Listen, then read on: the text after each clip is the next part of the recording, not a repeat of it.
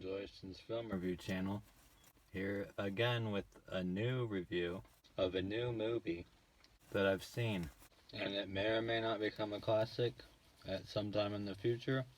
Those kind of things are hard to predict. The movie I'm reviewing that I seen, the new film from genre filmmaker extraordinaire Neil Marshall, British. It stars his fiancée, also British, an actress, Charlotte Kirk, co-wrote the script.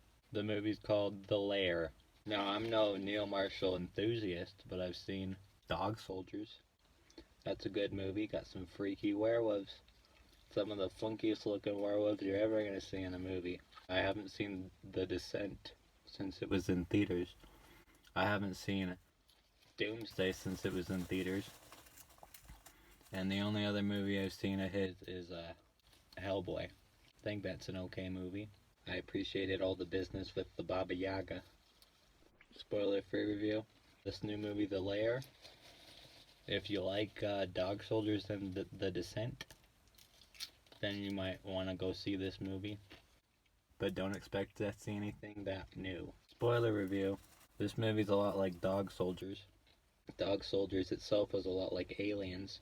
Pretty familiar territory for anyone who's seen movies. Dog Soldiers, a big part of what made that movie so great, was the funky werewolves. They look like real cryptids. Like big slender men with real wolf heads. This movie doesn't have designs that are quite as striking. The monsters in this movie are just the tyrants from the Resident Evil series.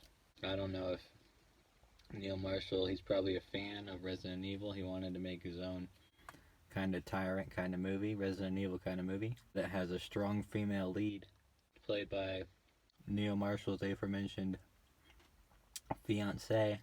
She always knows what to do. She's got great tactical training. She's a pilot. It's got some good effects. Got some funny characters, funny moments. Definitely not a bad movie. When I was walking out of the theater, I heard a guy walking up behind me run into somebody else. And he was like, "Oh, I just got out of the new Charlotte Kirk movie."